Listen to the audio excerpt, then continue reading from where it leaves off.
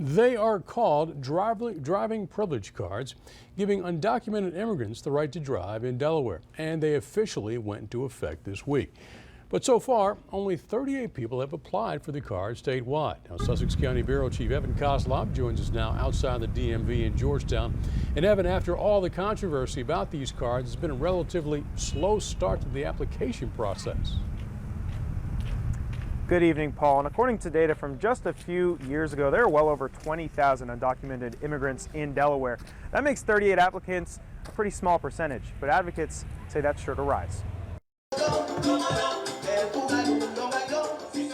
Here at the studio of Maxima 95.3 out of Georgetown, there's a lot of music being played.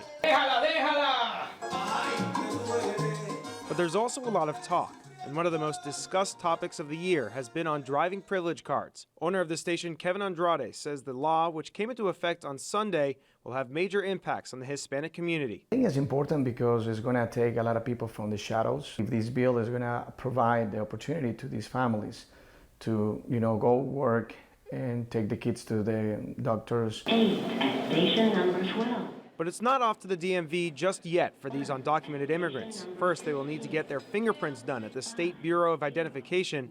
So far, though, it's been relatively slow, with just 38 applications as of Wednesday. Javier Torrijas from the Delaware Hispanic Commission says one reason for this could be the fear in the Hispanic community of deportation. That includes people like Lester Rodriguez, who we spoke with in Seaford.